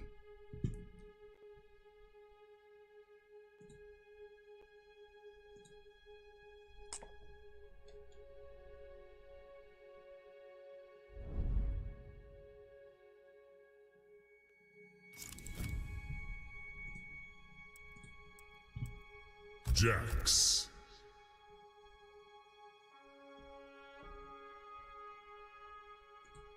The mirror. Jax. Goro's lair.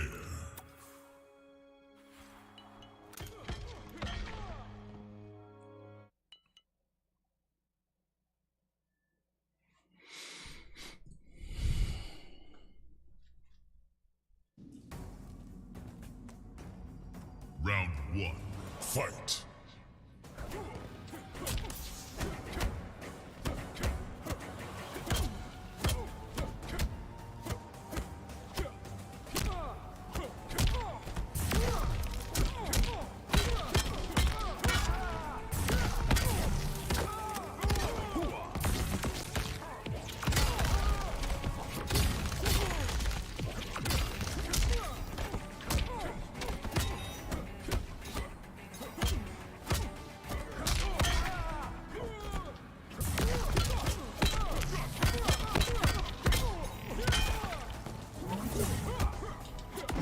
Oh my god.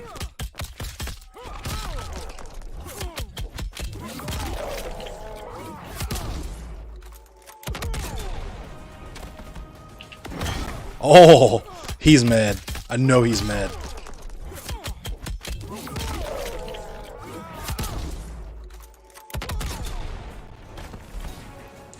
They allow Mexican passports? Word. Stole the poster from the... Oh, you're talking about Otto Warmbier?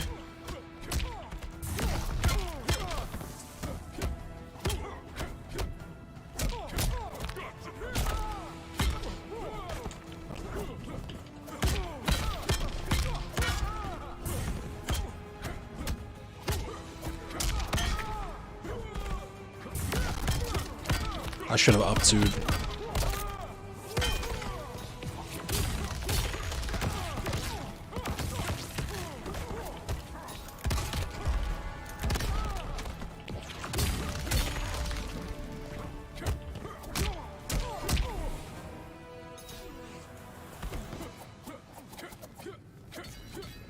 Yeah, that shit's crazy. I want to know what really happened with that.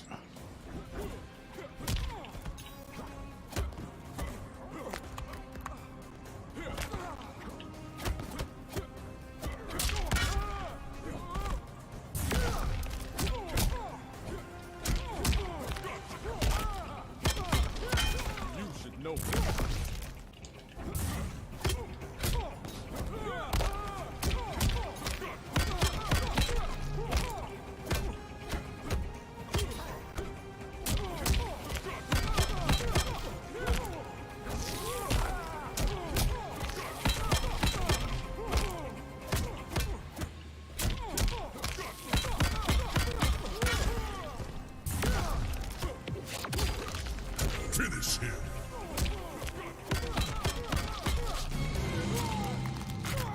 Brutality. Damn, that's got a sting. Jax wins.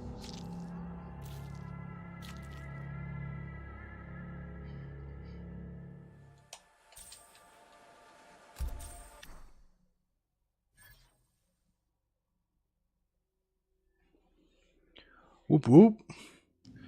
Make my last game a Round W. one. Fight. I thought it was the wrong Jax for a minute. Thought I was on the left.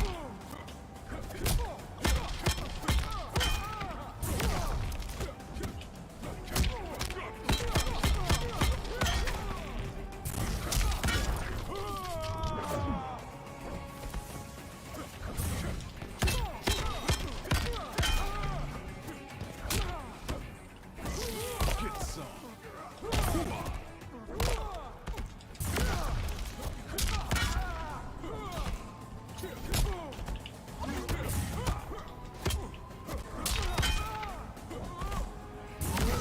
Nope. They're gonna think you're CIA? Yeah. Round two. Fight.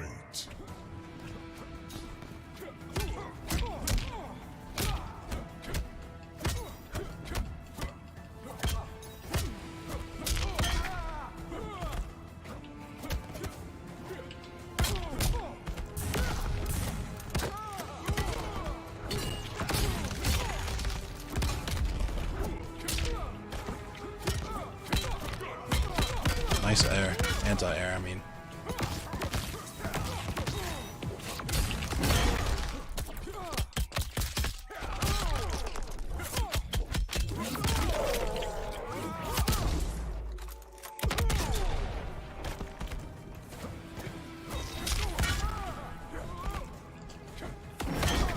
Ah, I'm stupid.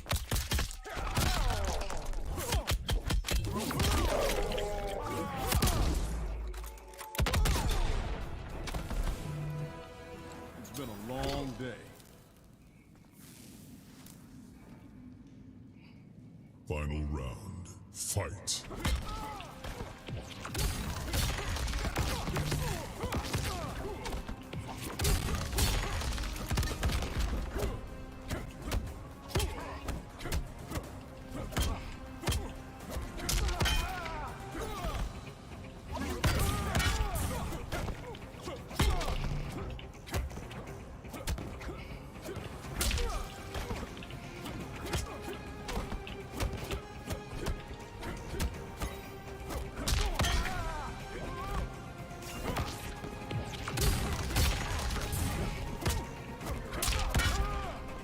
You should know better. Finish him. Brutality. Damn, that's got a sting. Jax wins.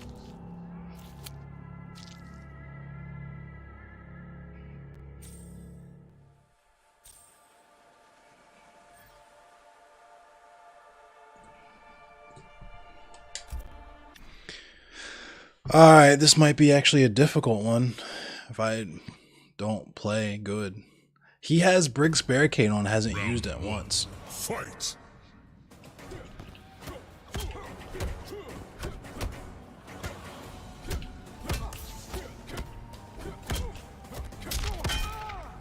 I'm pulling rank. I should have known he was going to jump. I should have up to'd.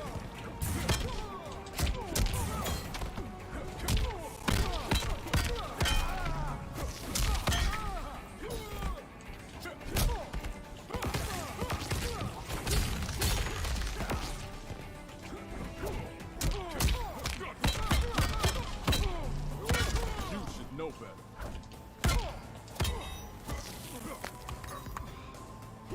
Shut up.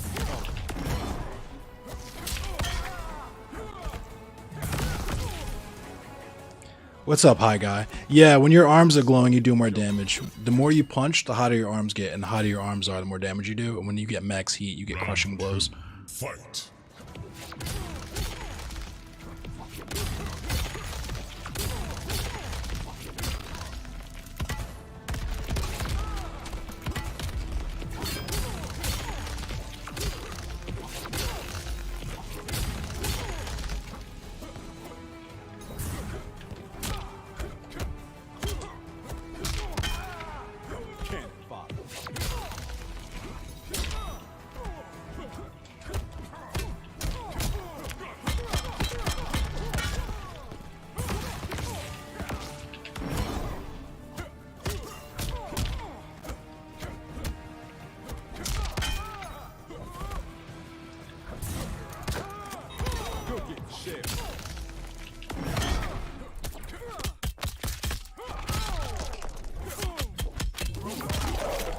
Had to do it.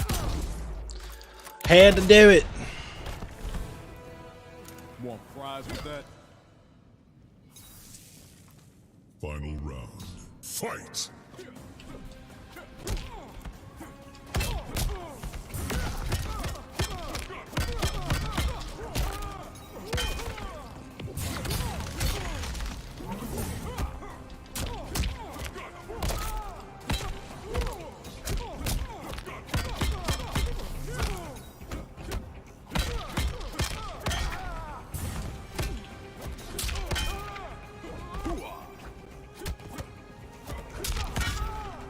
You're getting shit.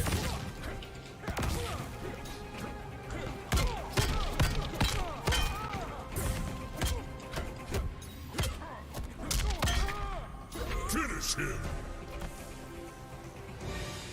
He's going fatality me, of course. Maybe one more game. Just so I can end off on a W. Fatality. Jax wins.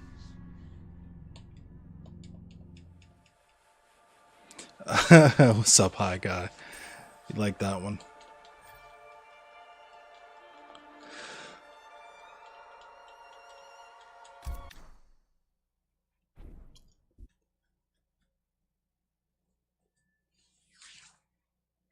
Yeah, this is against other people. This is ranked matches online.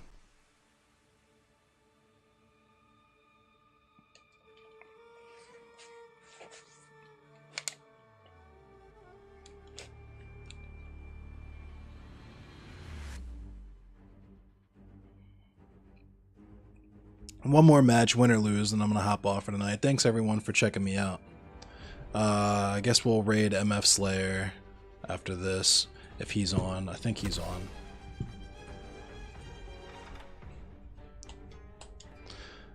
This dude's Wi-Fi, but I'll take it.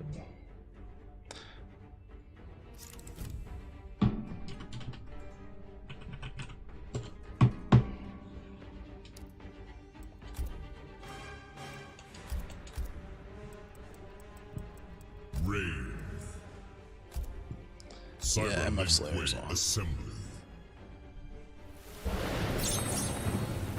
We're gonna raid MF Slayer after this match.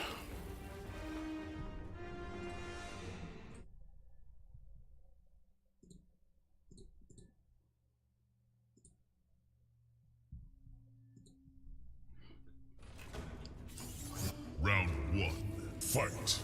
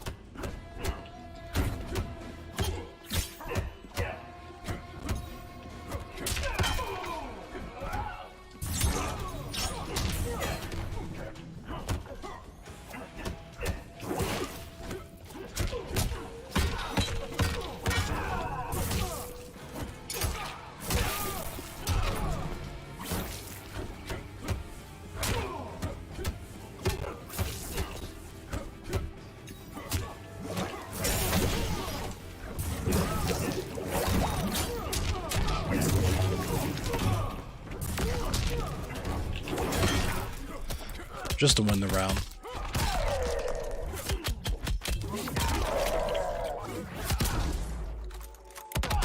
Just to win the round. Oh yeah, sucker.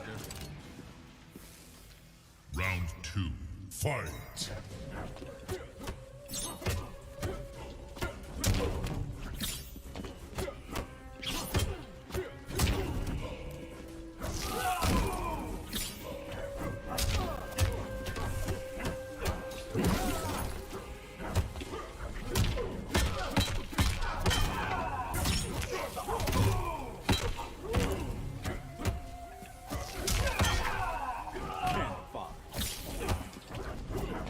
Cannon fire.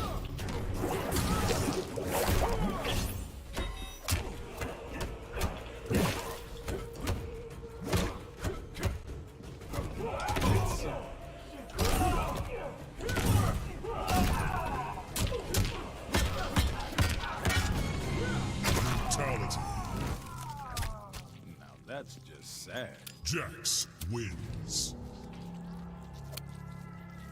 Rip his legs off for the win.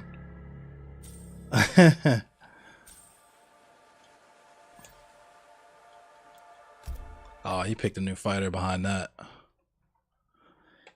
Poor guy. Poor guy. Aaron Black. Oh, he picked Aaron Black. Red Jacket Gang. Retro Kid.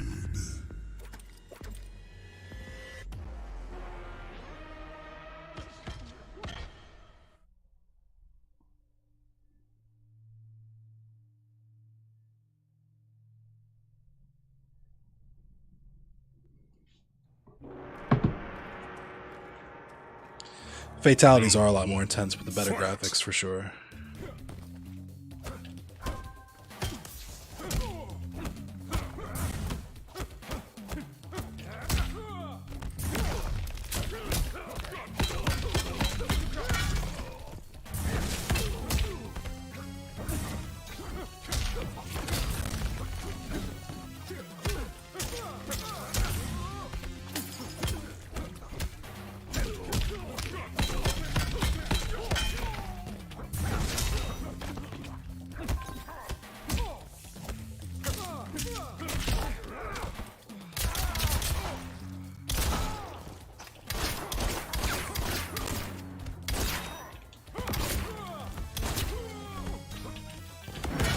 Nope, good round.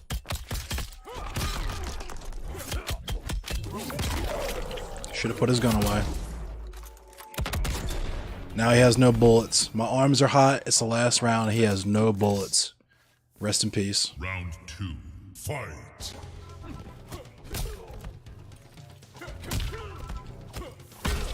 They fall for it every time.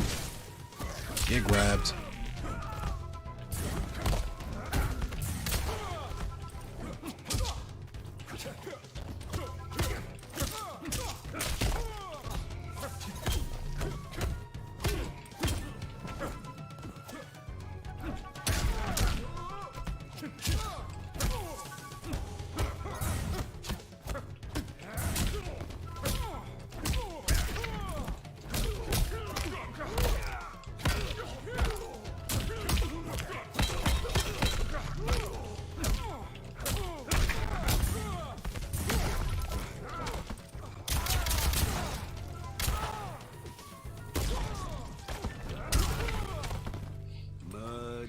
Man's brought a gun to a fist fight, yeah. My arms are bulletproof. What's up, O'Malley Cat Gaming? Fight. Ooh.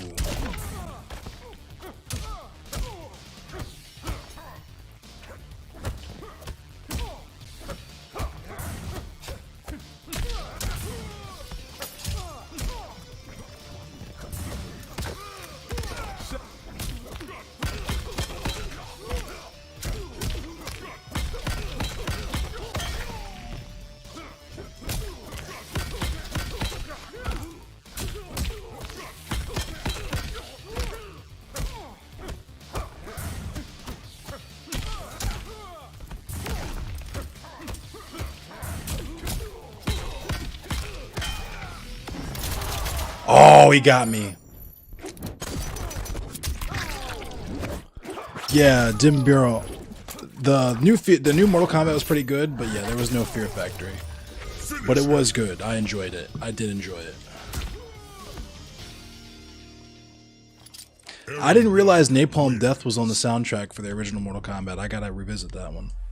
I know Tracy Lords was. I really fuck with Tracy Lords. Like the actual Tracy Lords.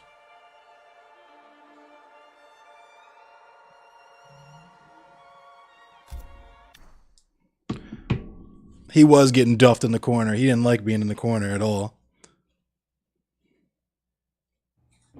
Round 1. Fight.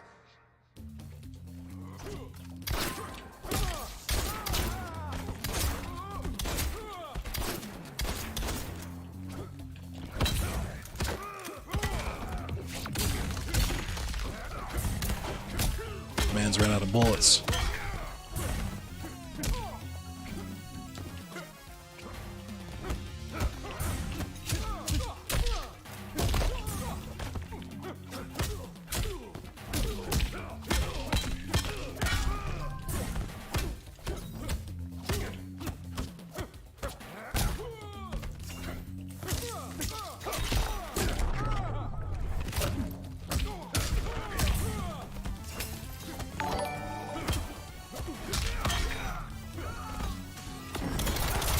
Oh, you fucking kidding me?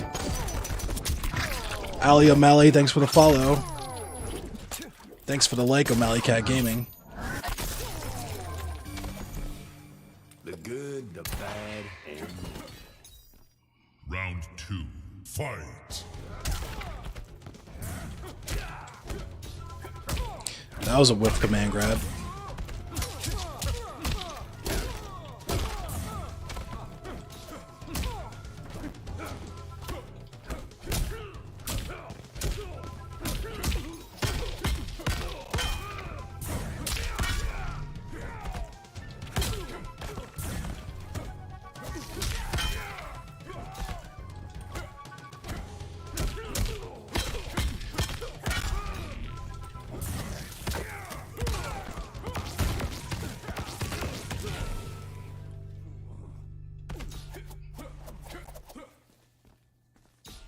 Final round. Fight. Did he manufacture? That shit's tough.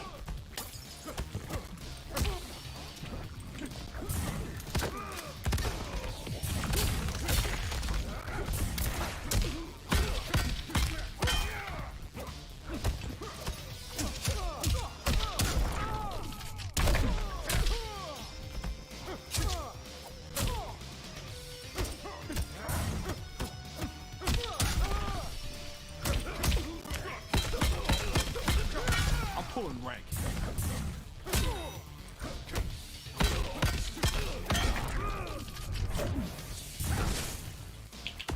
Nope, good game.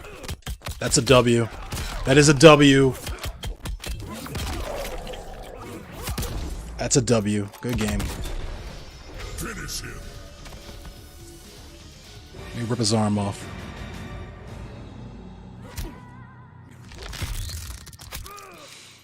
Oh, he disconnected. He's mad. Yo is mad. He's mad as shit he lost that. He thought he was gonna win. Fatality. Jax wins. Alright, that's all my time for tonight. Thanks everybody for watching. Thanks for chiming in. Thanks for supporting. Thanks for the follows, the likes, all that good stuff. I am going to get some sleep. I will be back tomorrow, same time, same place, 10 p.m. Eastern Standard Time. That's New York time. I think I'm going to go back to Hunt Showdown tomorrow. As much as Mortal Kombat is, I think I want to go back to the good old Hunt Showdown. So, thanks for checking me out. I'll see you guys tomorrow. Everybody have a good night. Stay safe, stay healthy. And let's see. We're going to raid MF Slayer.